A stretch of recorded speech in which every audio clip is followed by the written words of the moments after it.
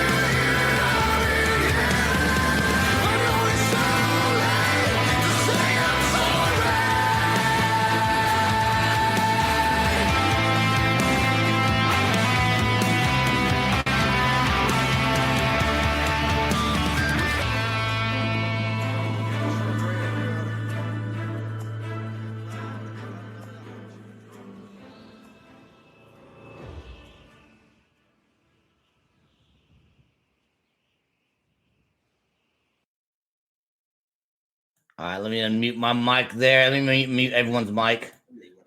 There we go. All right, Sammy, there? All right. Yep. All right. That is awesome, guys, dude. That is such a neat video and a really, really cool song.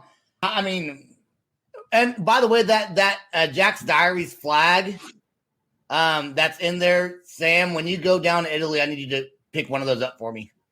So I can put it. There's only one of a kind, actually. So make another one. No, there's only one. We will be probably a part of the upcoming merchandise. We will be printing pretty soon. So yeah. Yeah, that's awesome, dude. I love it. So why did you guys pick that song? Because you have a whole bunch of songs that you released. Why did you pick that song to make the music video for? Well, you know, coming from Fury Roads, which is a powerful song, probably our heaviest song of the entire album. We wanted to give experience. We wanted to give, you know, a different kind of product to the people following us. We don't want, you know, to be recognized as a metal band. And I mean, we have to pick and choose which song to release, which video to shoot in order to keep the fans, you know, always busy and always with, you know, something in the back of their heads. So, yeah. Cool, dude. Are you able to play any shows at all in Italy yet? Like no. Outdoors, anything? No. Yeah. Right now, no. Absolutely. They play at Frankie's house. Yeah. So you guys are they even talking about when? And Sam, you would know this also. Is there any talks about when Italy's going to open back up for touring, or is that still something not talked about? Yeah, when they get rid of the curfew, that's pretty much then it's game on. Because they still have masks. But I don't know what the vaccination rate is just yet. Like here in the United States, good example, I was in Arkansas and Tennessee, and they both had, if you're already vaccinated, you have the option to wear a mask. And it's actually like that in a lot of states. A lot of states are getting rid of the mandatory mandatory mask for vaccinated people because it's stupid. If you're vaccinated, you don't need a mask anymore. It doesn't protect you 100%. But so it's really weird because, and they've said that, and I think we've even heard the president say that, like, don't be chewing someone's butt if you see them without a mask on. They're probably vaccinated, so they have an option now. So it's really we're in a weird place right now. But right now, no Italy, no France, no Switzerland, no nothing in that area just quite yet. So. Absolutely, yeah, you're right. And Frankie is going to get his vaccine on June the 4th. So Frankie is going to get the vaccine. And I mean, me and Andrew, we are not going to because we don't trust this shit at all. But, you know, Frankie wants to live if you want to fly, sir, you're going to have to. Yeah, Is that officially a rule? No, I can't fly over there. So in December, I'm going over to those guys', and I have to be vaccinated before I can get on that plane. Really?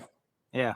So I'm gonna grow a tail and everything like that. Yeah. Start speaking. But you know what?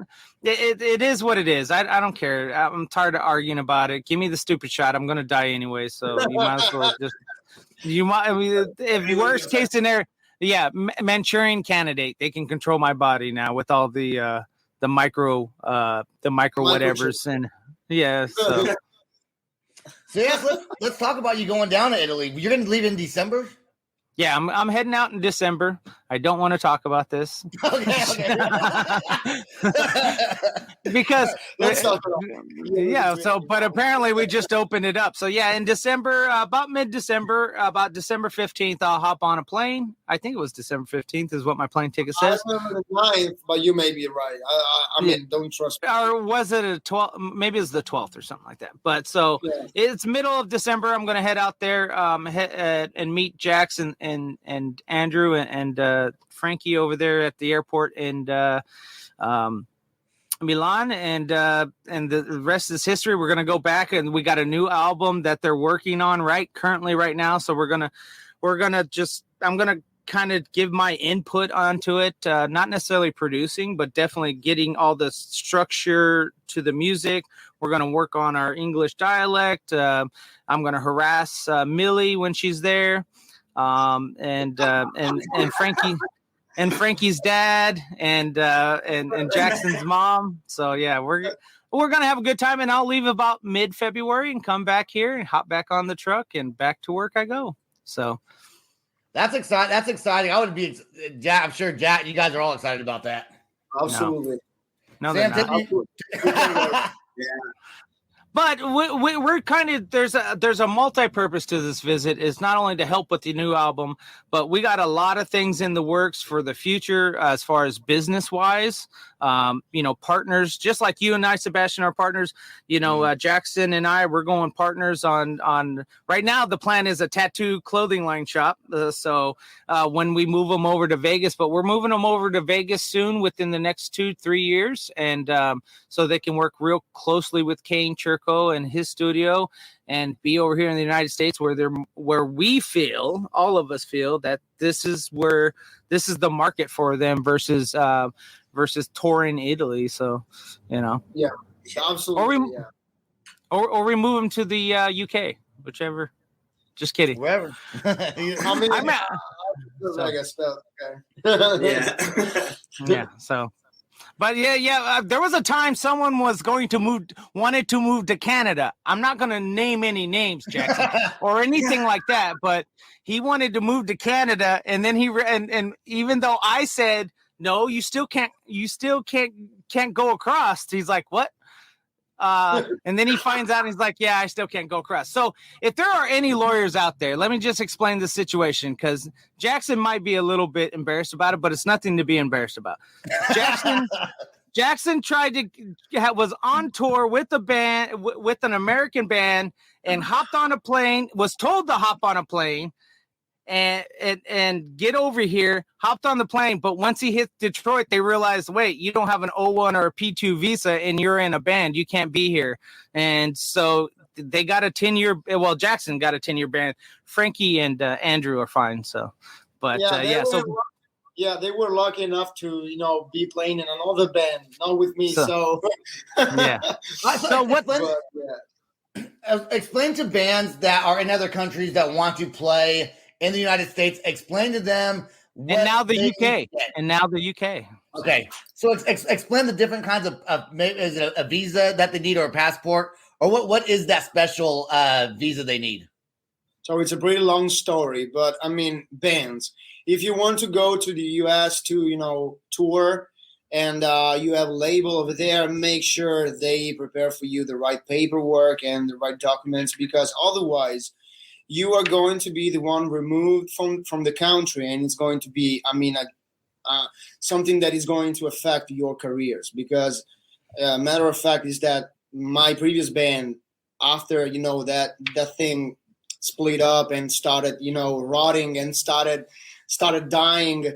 I cannot tell the entire story because I will have to talk shit about some people in the business, and I'm not going to.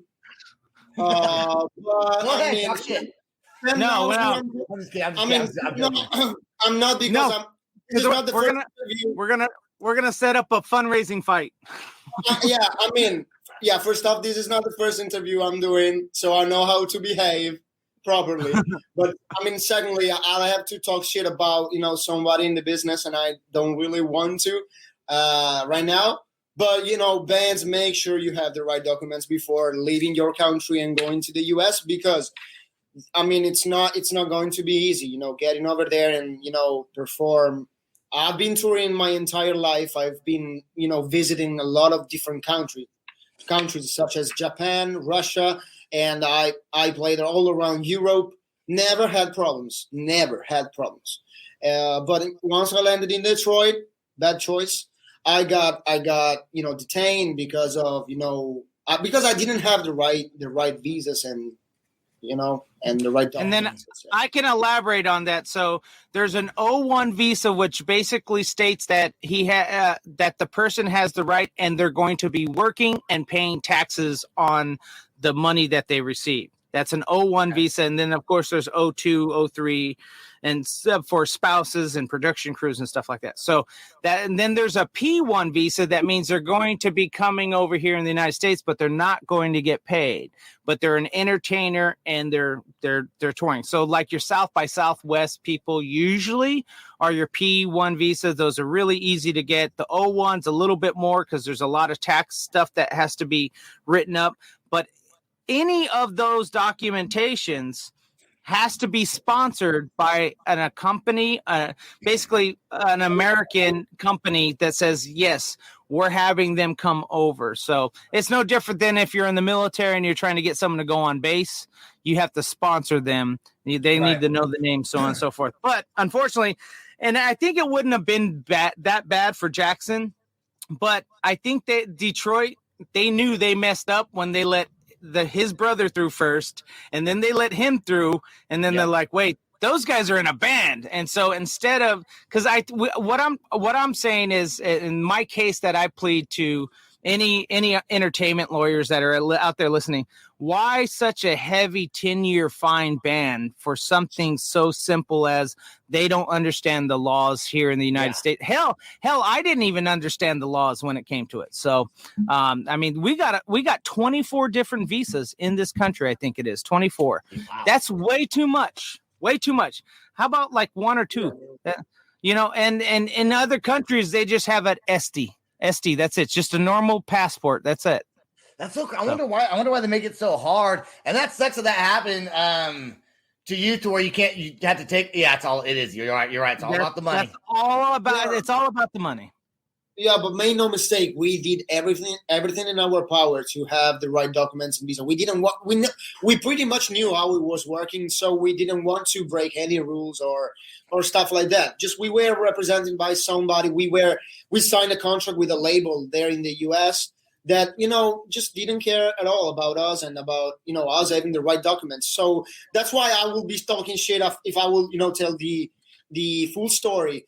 But the funny part of the story is that we were not even supposed to take any money from the shows because we were supporting another local band. So I mean, we were not supposed to take any money. So it was very unfortunate, and and that's it. I mean, I'm here today because of what happened with my previous band, so I can say I'm happy where I'm at right now.